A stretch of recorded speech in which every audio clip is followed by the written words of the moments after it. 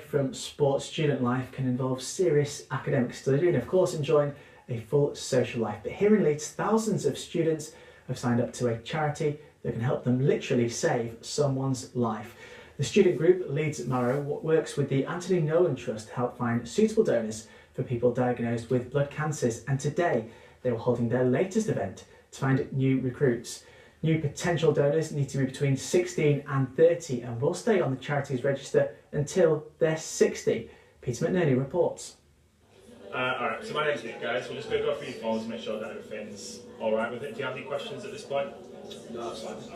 Now, spitting in public is usually something that is frowned upon, but not when you're signing up to be a potential stem cell donor. The procedure is part of the tests that are needed to see if you would be a suitable match.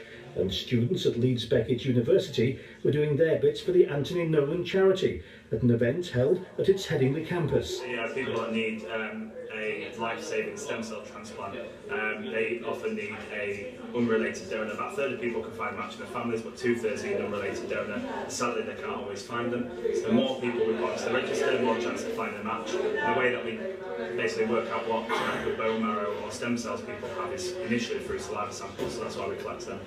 And what difference does this make to the people who have the transplant, the lives of the recipients? It's really hard to put yourself in their shoes, really, but you know, if you need a stem cell transplant, it's a last resort. Things like chemotherapy, radiotherapy haven't worked, and it's a high-risk procedure. And it's really hard to put into words how desperate these people are. And when they find a match, and there's that one person out there, their only match, maybe in the entire world, and they can get that transplant, sometimes it gives people a second chance at life, which sounds cheesy, it sounds dramatic, but it is true. The charity has enlisted the support of around 2,500 students in Leeds in the past couple of years. But there's always room for more. If people do sign up, what can be expected of them? So when somebody's on the register, only about 1 in 100 are ever called to donate. So most people never hear anything from us again. Those 1 in 100 are very special because they might be a match for somebody who needs a stem cell transplant. The donation procedure nowadays is mostly given through the blood. So it's the same process, very similar to giving blood. It's not considered painful. A small number of people still have the stem cell harvest, which is carried out under general anaesthesia. So people wouldn't be aware it's happening, but a couple of needles are put into their back and just take the stem cells directly from the bone. But as I said, that's quite unusual nowadays. So most people would give stem cells very similar to giving blood.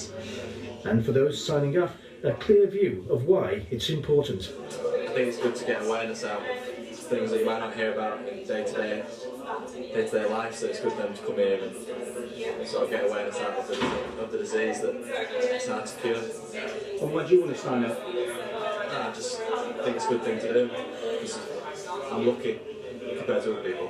I've signed up because I think it's a great thing to do to potentially help save someone's life who's got blood cancer and it might be their last option. So I think it's really makes probably you feel good, and the fact that you potentially can save a life is such a good feeling that you could potentially do that. A few minutes of their time today, potentially saving a life in the future. For On the Air, I'm Peter McNerney.